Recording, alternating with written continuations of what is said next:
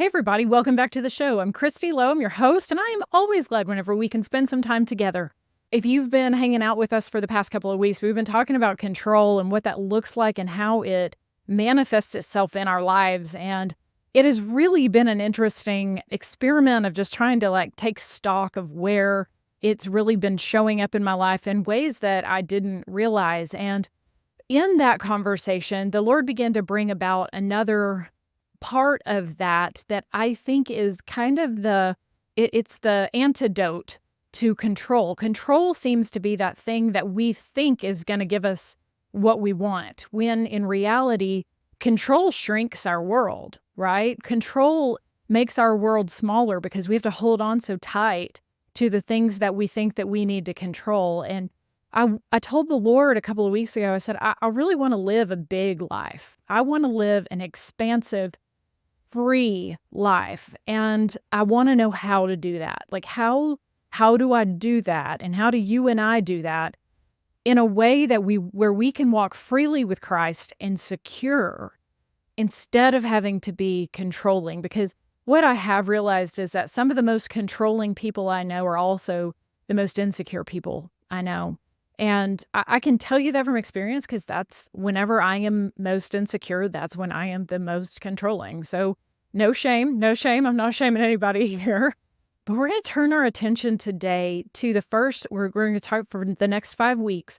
We're talking about how to live a life that is secure and unafraid. And in fact, I've loosely titled it Naked and Unafraid, after the story I told you all about my kids running around naked as jaybirds, but naked and unafraid. We're going to all remain fully clothed, lest anybody worry. Ain't nobody got time for that or enough therapy.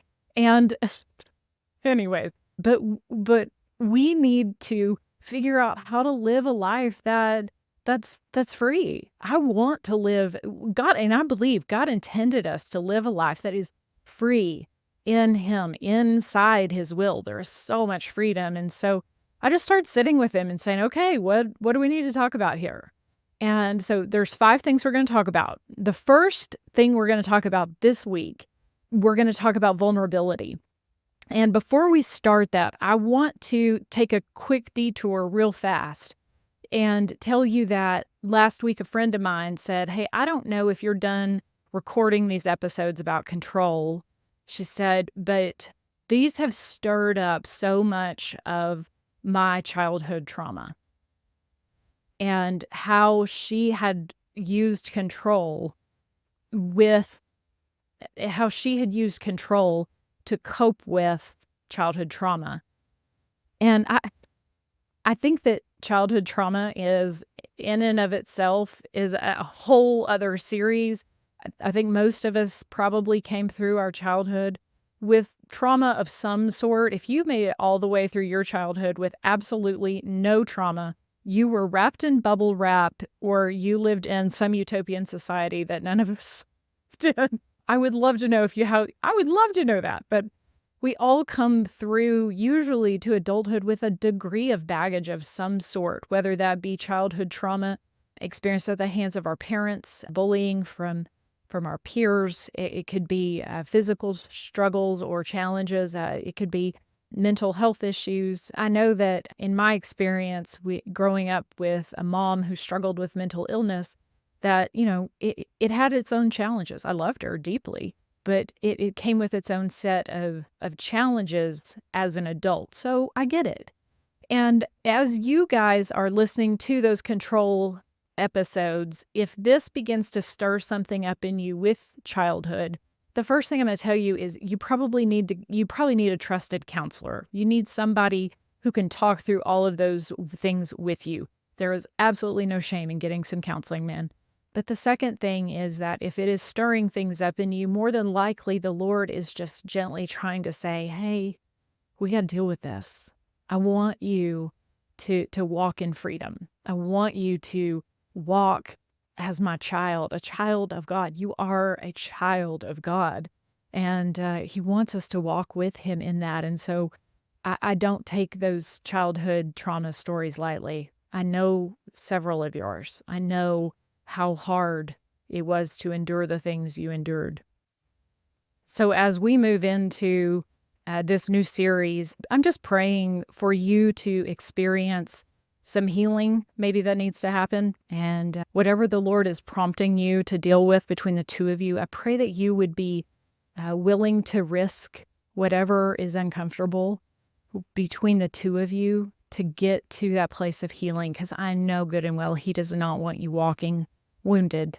And so, sweet friend, He is with you in it. He is with all of us in it. Thank you, Lord. He is with us in it. We're moving today into this new series called Naked and Unafraid. And, if you ever watched the show Naked and Afraid, it's that premise of that show where they drop people off in the middle of nowhere and they are literally naked. I have always joked that if I were on that show, I would be naked and y'all would all be afraid because ain't nobody got time for that. Whew. However, remaining fully clothed today, I want to talk about the first of the 5 ways that I think we can begin to live a life that is free of control, bigger life. And when I say that, I want you to imagine, so to get the image I want you to get, okay? If you didn't have care in the world, if the problems and the daily challenges that you are facing right now were suddenly gone, how would your life look different? What would you do with all your free time? And some of you, we struggle with anxiety. There's a lot of people that struggle with anxiety. Every time I talk about struggling with anxiety on here, somebody else reaches out to me and says, oh my gosh, me too. So I know there are a lot of you out there that struggle with anxiety or just that inner turmoil, either in social situations or thinking about what's going to happen or what could happen. So my little control freak anxiety people there. If you didn't have anxiety, what would life look like? If you were not afraid of the future, what would life look like? And how in the world do we get from the place of living a small life that wants to control things, control our circumstances, control the world around us, and letting go of that to get to the place where we're living a freer, more expansive life? I said at the top of the show that control actually shrinks our world.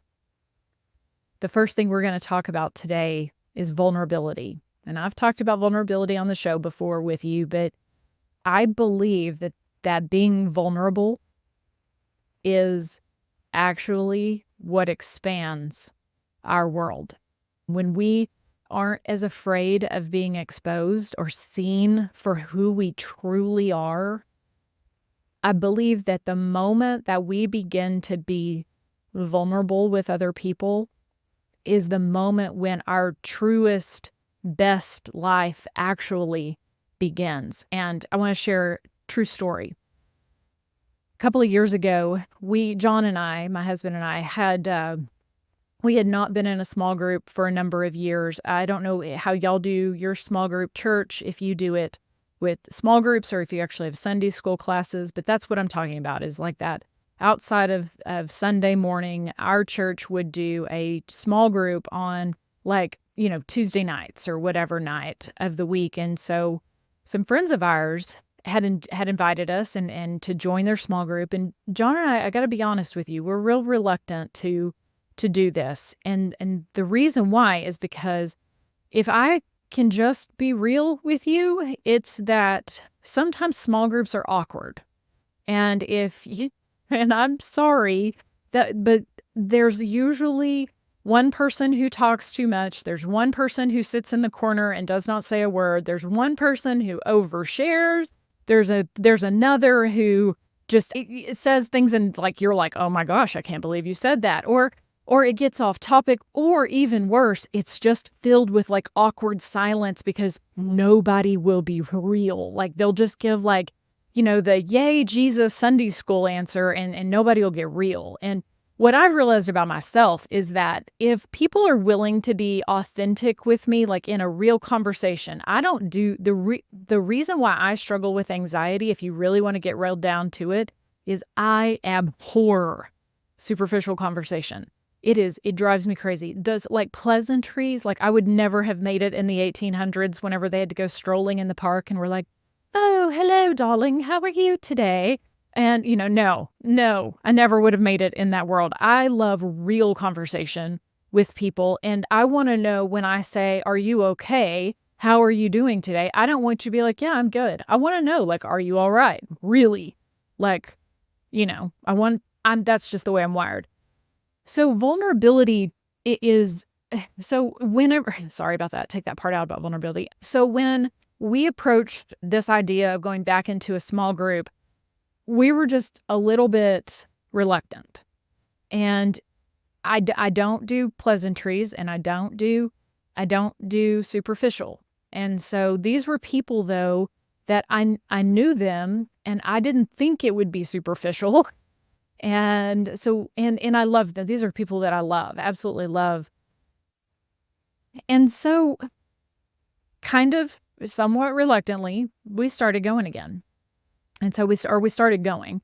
And first semester was pretty good. It wasn't super deep, but the people were trustworthy. And so there would be times where it would be good conversation, but it wasn't, and I'm not dogging anybody in our group here when I'm saying this, okay? Because hold on, because you wait, there's more. But it was just okay. It was like, check, we did that. And I wouldn't say I ever dreaded going, but I never looked forward to going, okay? And at the beginning of the second semester, that winter in January, one of the leaders of the group said, "Hey, I think we're going to do something a little different this semester." Before, we had been meeting, and then we would just kind of talk about whatever the sermon had been about that week, and then we would just kind of, give our thoughts about it, and then that would be the end of it. Well, this semester, they decided that we would each take turns sharing our story. And you guys know me and a story. I love people's stories. And so they went first. A couple of the guys from the leadership the leaders of that group went first and told how they had come to know Christ, told about some of the struggles that they had had as believers. And then the next week, somebody else would go. And then the next week, somebody else would go. And they had you that night. It was your entire night. You had, if you wanted to take 10 minutes to share your story, if you wanted to take 45 minutes to share your story. What happened was nothing short of what I would call just miraculous. What had been not just superficial, but not super deep, and what I had not really looked forward to, but loved those people, so I kept checking the box, suddenly became a place where I felt more belonging and more connection with people than I had probably ever felt in my life in that regard. We talked about people's struggles with addiction. We talked about infidelity. We talked about divorce. We talked about childhood traumas. People shared their story about losing children. They shared their stories about what it was like to grow up with World War II vets that had PTSD. We shared I shared my story with them about living with a mom who had struggled with mental illness and what it was like to be estranged from her for a number of years and how hard that had been on my whole family. And in that space, we began to see each other in a way that, man, sorry, it chokes me up still today. Because it went from this thing that we had to check off the box to really deeply connecting with other people. And what I realized is that that vulnerability, that exposing ourselves and saying, hey, listen, this is my story. It didn't bring shame or condemnation. It didn't bring anything that would hurt us. In fact, the moment that we were all actually seen for who we truly were, it changed the way we saw each other, but in a good way. It gave compassion to some areas that maybe I would have been more judgmental had I not known. It bound me. One of the women, I still text her every day on a particular day that I know is an important day for her in her walk. And it bound us together in a way that I never, ever thought coming. And that is what I see whenever I think about being vulnerable with people, when I think about what it means to get real with other people. I don't want you to ever think that I'm saying that you need to be open and vulnerable to the cashier at the grocery store. Although if the Lord prompts you to do that, go for it. I'm saying in the safe place with trusted people.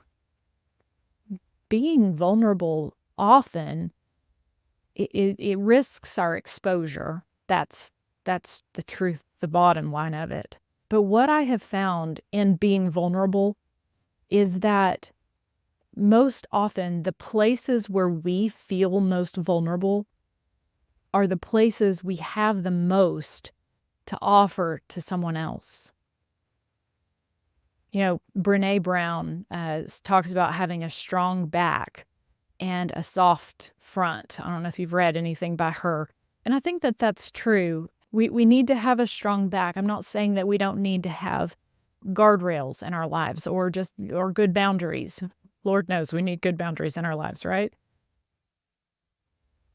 But if we have a strong back and a strong front and a strong side, if we're completely armored up, whenever we do that, to limit vulnerability or to limit exposure, what happens is we think that it's protecting us, but actually it's just keeping anything good from coming in too.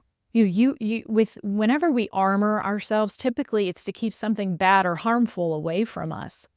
But it's that knowing when to be vulnerable with people and knowing when to be maybe a little guarded, that's the key, I think. I saw this weekend, I went to see my daughter. She's down in South Texas this weekend. I was driving, and a couple of times I saw turtles trying to cross the road, y'all. And I guess we just don't have as many turtles in West Texas where I live. But down there were turtles all over the road. There were snakes too, but I didn't feel bad seeing them dead. Sorry. But there were these turtles on the side of the road, and there were a couple of them that there was one in like the middle of the road, y'all. And I went around it, thank goodness. But I don't know that little sweet thing made it all the way across the road. And I thought about that turtle because I was preparing for this, and I thought about that turtle, about how that shell that he has that's meant to protect him, it can only protect him from so much. Sure, it could protect him in an attack, but it is not going to stand up to an 18-wheeler. And I don't even think, I'm just going to let that sit with you about what our armor is. I think about the rich guy who went to Jesus and said, hey, how do I enter the kingdom of heaven? And Jesus says, I need you to sell everything and come, you got to give it all up. And the guy walked away because he had found his security in his riches, because he had found his security in his riches and not in Jesus. His wealth had become his armor. That had become his security. And, I think we do that in a lot of ways. I think we can have a variety of ways that we protect ourselves from being vulnerable. Some of us use sarcasm. Me. Some of us use control, like we've been talking about. Some of us have anger issues. Some of us get just real defiant, or we withdraw, or Or we use our wealth, or we use our resources to try to protect us and insulate ourselves from feeling vulnerable. And I wonder what would happen if you stripped those away. How? How do you strip that away? How do you do that? Well, I think it's when we start getting just a little bit vulnerable with other people. Being honest about how we really are. I think it's about letting other people see you, warts and all. Some of us are so scared to death that if anybody saw the real you, that they would just run. I know that. I know that feeling. I've been in those places. You're not alone there. Whatever it is you do that limits that exposure and that covers up the real you, it also insulates you from being able to see the real them. Most of the time when people won't be vulnerable with you, it's because you won't be vulnerable with them. Somebody's got to go first. It's a little standoff we got going on here sometimes. But the moment we start being honest about our real situation, sometimes it's just about owning that you're angry about something. Sometimes it's, whenever somebody says, "How are you today?" and they are somebody you trust, you can say to them, "You know what? Today was a rough day. I don't know if I'm ready to talk about it, but today was a rough day." You know what? That's okay. You can say that. Listen, I'm going to tell you, we're wrapping up here pretty quick today. There's another word for vulnerability or limiting exposure, and that's playing it safe. And I'm going to say something that I want you to think about, okay? Playing it safe can be dangerous. I want you to think about that. How could playing it safe actually be dangerous? There's a quote by Helen Keller, and it says, "Avoiding danger in the long run is no safer than outright exposure. Life is either a daring adventure or nothing at all." And when I say playing it safe is dangerous, I want you to think about how much you're going to miss out on when you don't let other people see the real you, or when you don't let other people get to know really and truly who you are, because you have so much to offer. Whatever has led you to this point, this place, the story that you have to share, it has value. And when you shirk away from being that person that the Lord has intimately made you to be, with the experiences that you have experienced and the life you have lived and the talents and the gifts that you have, when you step back and say, I don't know if I can be real here. I don't know if I can show my emotions. I don't know if I can, heaven forbid, I cry in front of somebody. Well, y'all know I cry in front of everybody. I think I've already cried once on the show today. Think of the adventure you miss when you hold back. And what is it that the kingdom of God doesn't get to see or know, or somebody else who needs to know that they aren't alone doesn't ever know about you if you're not willing to go first? So I want us to live bigger lives, and I think this is where it begins. We're going to talk for the next couple of weeks, the 5 weeks, I told you earlier, 5 weeks, 5 things.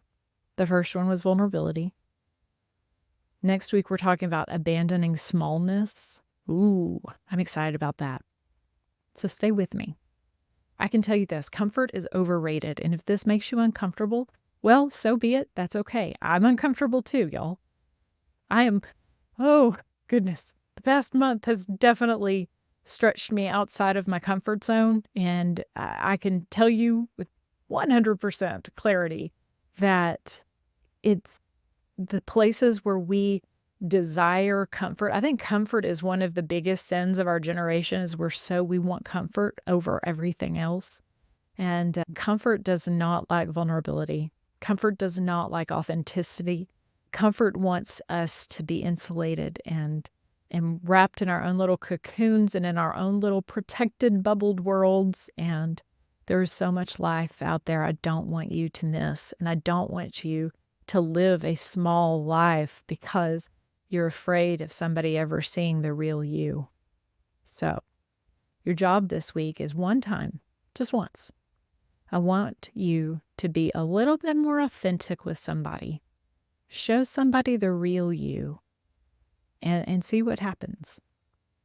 Give them the opportunity to know you a little bit better. Give somebody the opportunity to see you better and more clearly. I think what's probably going to happen is they're not just going to see you better, but they're going to see Jesus better too. Lord, thank you for today. Thank you that you have given us safe places to be vulnerable. Thank you that you meet us in those places where we're scared to be ourselves, where we're scared to just really show up in a way that is authentic. I know, Lord, that so many of us have been wounded at the hands of people who were less than kind, and times where we tried to be ourselves. And for those, Lord, my heart holds so tenderly. Been there, Lord, you know. Don't let us shy away, Lord, from being everything you've called us to be and being bold about it.